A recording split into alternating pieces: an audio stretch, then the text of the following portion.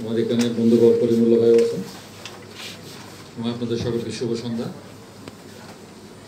সেলিম ভাই অনেক আগে থেকে বলেছে যদি কোনো সাজেশন থাকে তাহলে বললে উনি কিছু মাইন্ড করবেন না। সেই অধিকার নিয়ে আমি একটু সামান্য কথা বলি। আজকে যে সেমিনারের কম্পোজিশন নিয়ে, সেমিনার সাধারণত খুব টাইম লিমিটেড হয়, কিন্তু ওয়াজ মাহফিল ওদের কোনো টাইম থাকে না। কিন্তু এখানে যে সমস্ত লোক বক্তব্য দিয়ে গেল, আমার ধারণা তারা এক একজন হয়তো 20 মিনিট 25 মিনিট আধা ঘন্টা বলে গেছে, কিন্তু তারা আগে যদি তাদেরকে টাইম লিমিট বলে দেওয়া যেত তাহলে হয়তো তাদের বক্তব্য ওই 10 মিনিটের ভিতরেই হয়তো তারা দিতে পারতেন। এটা আমার জাস্ট একটা সাজেশন আর কি। ভবিষ্যতে এরকম যদি টাইম লিমিটেড হয়, কারণ সেই 3টা থেকে 7টা সাধারণত সেমিনার হয় না, ইউজুয়ালি মানুষের অনেক সময় আর কি। তো আবারও আমি আপনাদেরকে ধন্যবাদ জানাই আজকে এখানে আমাকে আমন্ত্রণ জানানোর জন্য।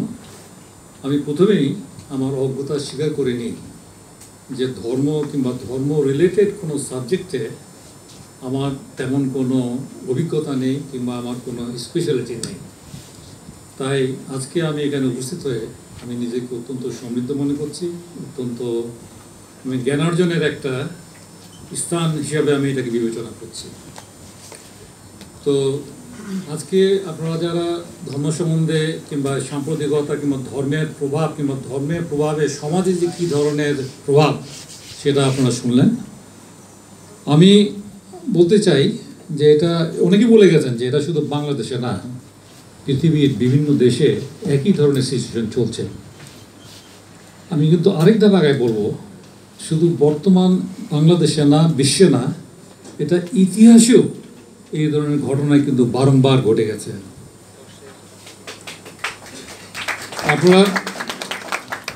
আপনারা জানেন, শুনেছেন যে আপনার ক্রুজেড বলে একটা যুদ্ধ হয়েছিল।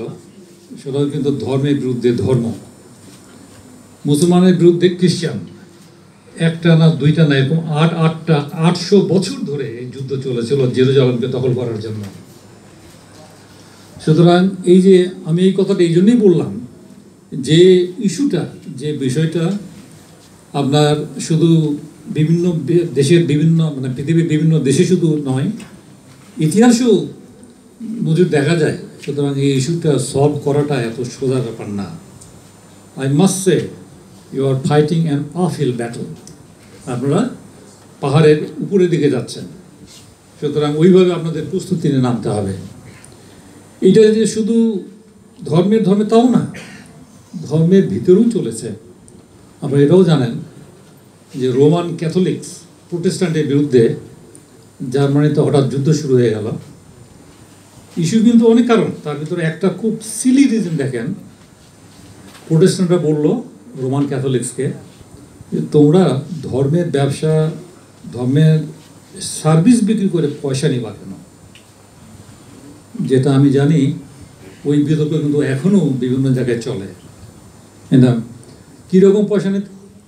তখন রোমান ক্যাথলিক্সরা মানুষের কাছ থেকে পয়সা নিত কী জন্য? কেউ যদি পাপ করতো, সিন যেটাকে বলে, সিন করলে রোমান ক্যাথলিক্সের যে পাদ্রী কিংবা যে চার্চের হেড, তার কাছে কিছু টাকা পয়সা দিতে হতো। টাকা পয়সা দিলে পরে ওই চার্চের পাদ্রী বলতো যে না ঠিক আছে, তোমার এটা মাফ হয়ে গেল, তুমি বেশ যেতে পারবে, হেভেনে যেতে পারবে। আমার মনে হয় যে সেই যে তর্ক বিতর্ক এখনও কিন্তু চলে। তো এই যে একটা সাপ্রেশন ধর্মের ভিতরেও,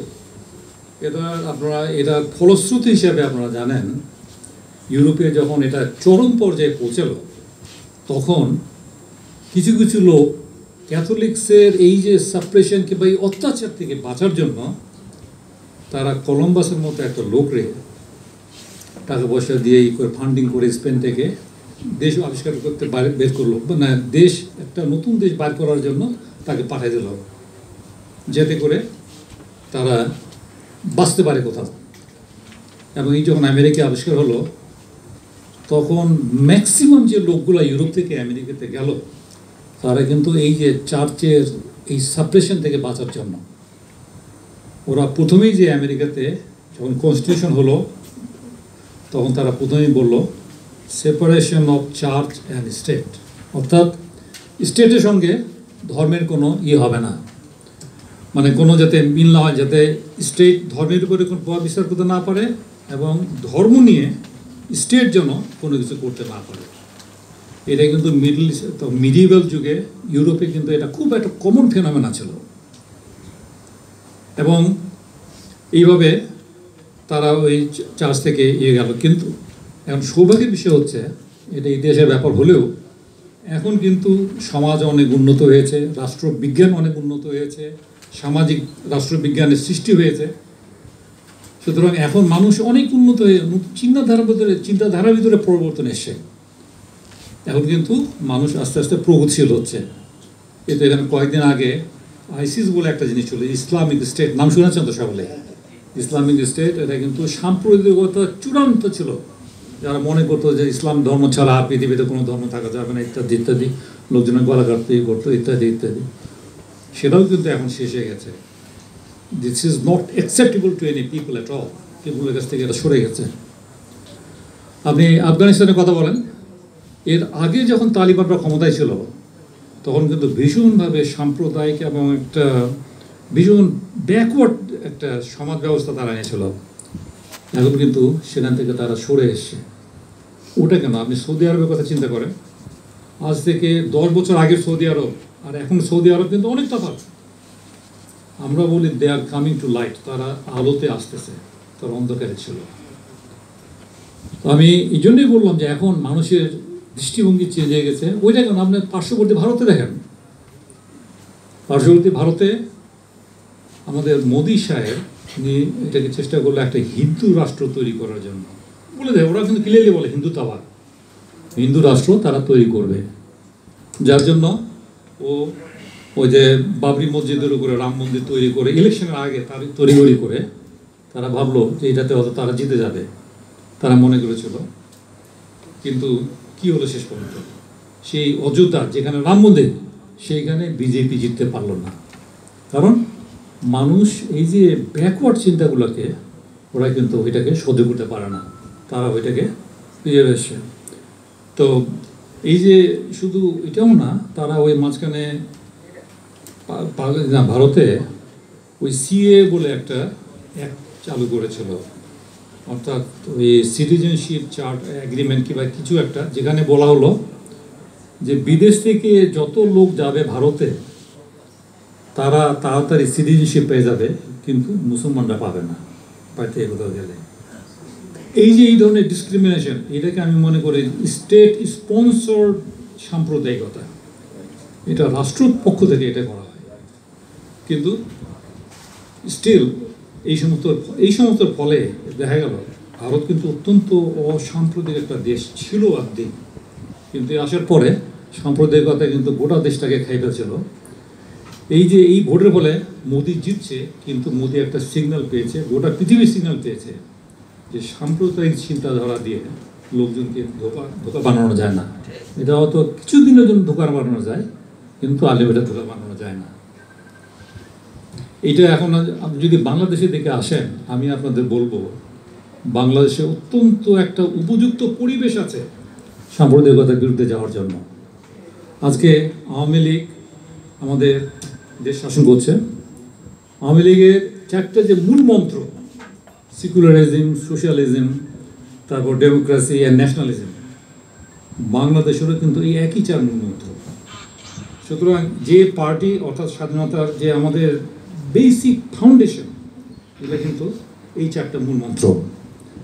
সুতরাং আপনাদের কাছে এখন অত্যন্ত ভালো সময় যে সাম্প্রদায়িকতার বিরুদ্ধে আপনারা যদি যুদ্ধ করেন, সাম্প্রদায়িকের বিরুদ্ধে যদি আপনারা মাঠে নামেন, সরকারের সাহায্য পাওয়ার সম্ভাবনা প্রচুর আছে। আপনারা জানেন যে আমাদের মাননীয় প্রধানমন্ত্রী ঘোষণা দিয়েছে জিরো টলারেন্স টু টেরোরিজম কিংবা সাম্প্রদায়িকতায় কোনো সহ্য করা হবে না। আমি আপনাদের আর সময় নেব না, আমি শুধু আবারও হিজবুত তৌহিদ এই ধরনের একটা উদ্যোগ নেওয়ার জন্য আমি হিজবুত তৌহিদকে মোবারকবাদ জানাই এবং আমি মনে করি আমি যেটা প্রথমে বললাম যে ঐতিহাসিকগত কারণে কিংবা গোটা পৃথিবীতে যে চলতেছে, আপনাদের এই যুদ্ধটা তো ছোটোখাটো যুদ্ধ না, আপনাদের অনেক কষ্ট করতে হবে, অনেক কষ্ট করে আপনারা উপরে উঠবেন এবং আপনাদের সর্ব ব্যাপারে আপনাদের সাফল্য কামনা করে আমার বক্তব্য আমি এখানে শেষ করছি। জয় বাংলা, জয় বঙ্গবন্ধু। আমি ডক্টর শাহজাহান মাহমুদ সাহেবের কথা পরিপ্রেক্ষিতে দু একটা কথা একটু বলতেই হচ্ছে, অন্যরা কথা বলবেন। ওনার সাথে আমার কিছু সেমিনারে কথা বলার সুযোগ হয়েছে। তো আমি সাধারণত জানি প্রযুক্তি জ্ঞান সম্পন্ন মানুষরা ধর্ম নিয়ে চিন্তা ভাবনা কম করেন, এটা জানা আছে, মানে জানতাম আর কি। কিন্তু ওনার বক্তব্য শোনার পরে বুঝেছি যে জ্ঞানীরা আসলে সর্বদিকে বিচরণ করেন। তো আমি যেটা বলার চেষ্টা করছি যেটা হলো বর্তমান সরকারের যে সময়, আমি অত্যন্ত উদ্দীপ্ত হয়েছি এই কথাটায় যে এখন সোনালী সময় সাম্প্রদায়িকতা উগ্রবাদের বিরুদ্ধে লড়াই করার। আমাদের মাননীয় স্বরাষ্ট্রমন্ত্রী তিনি সরাসরি আমার বাড়িতে যখন হামলা হলো তিনি বিষয়টাকে নিজে তদারক করেছেন, তিনি নিজে দেখেছেন। কোনো বিষয় হলেই কিন্তু স্বরাষ্ট্রমন্ত্রী মহোদয় নিজে হস্তক্ষেপ করেন। এবং আমাদের ব্যাপারে ওই যে কথাটা আমাদের সালাম ভাই বলেছেন, এই নামের প্রসঙ্গটা স্বরাষ্ট্রমন্ত্রী মহোদয় মাঝে মধ্যে বলেন যে তোমাদের নামেরই হলো মেইন সুবিধা। তো এখন যেটা আমরা করতে চাই সেটা হচ্ছে আমাদের সর্বধর্মীয় সম্প্রদায় নয়, কেবল বিশ্ববিদ্যালয়ের যারা প্রফেসররা আছেন, অধ্যাপকরা আছেন, আমাদের শিক্ষাবিদরা যারা আছেন এবং যারা সরকারের রাজনৈতিক দলের নীতি নির্ধারণী পর্যায়ে যারা আছেন, পলিসি মেকিংয়ের যারা আছেন, আমি শাহজাহান সাহেবের সামনে এই জিনিসটা উত্থাপন করতে চাই। আমাদের চাওয়া বা আশা, যেটা আকাঙ্ক্ষা, আমরা আমাদের সর্বশক্তি দিয়ে আমরা লড়াইতে নামতে চাই। কিন্তু আমি এই আশা ভরসা বা এই উৎসাহ পাওয়ার জন্য আমি সরকারের একটা নীতি নির্ধারণী পর্যায়ে, যেটা আমি মিন করছি, তাদের সাথে যদি আমার একটা আলোচনা হতো খোলাখুলি, আপনারা যেরকম এখানে কথা বলেছেন, তাহলে বোধহয় আমি সাহস পেতাম বা আমার সুবিধা হতো আর কি লড়াইটা। কারণ যেহেতু এখন বলেছেন যে এখনই সোনালী সময়, তা আমরা মনে করি যে বাংলাদেশকে কোনোভাবেই উগ্রবাদের হাতে আমরা দেব না। এবং আমরা সাম্রাজ্যবাদী অস্ত্র ব্যবসায়ী রাষ্ট্র বলে যাদেরকে আমরা বলি, তাদের যেই মানে খেলা আছে, একটা আন্তর্জাতিক খেলা, আমাদের এই প্রিয় জন্মভূমি বাংলার মাটিকে আমরা সেটা হতে দেব না। এই জন্য আমরা একটা স্লোগান দিই যে এক জাতি এক দেশ। আমি আমার ইসলামিক স্পিরিট থেকে বলি যে আল্লাহ রাসূল যেরকম রক্ত দিয়ে না খেয়ে একে পাথর বেঁধে মদিনাকে সেভ করেছেন, আমাদের এই বাংলাদেশের মাটিকে আমরা সেভাবে সেভ করতে চাই। আমি আশা করব আমার এই কথাটা আমাদের সরকারের সর্বোচ্চ নীতি নির্ধারণী পর্যায়ে যদি পৌঁছে, আল্লাহ তাআলা ইচ্ছা করলে পৌঁছাতে পারেন, আল্লাহ তাআলা ইচ্ছা করলে পৌঁছাতে পারেন। তবে এখনই যেহেতু এদের বিরুদ্ধে লড়াই করার হাই টাইম, এই জন্য সবাই মিলে, আমার মনে হয় আমাদের ব্যাপারে যদি কোনো কনফিউশন থাকে এটা ক্লিয়ার হয়ে যাক, খোলাসা হয়ে যাক, আলাপ আলোচনা করে একসাথে আমরা লড়াই করতে চাই। এই পর্যায়ে আমি সংক্ষিপ্ত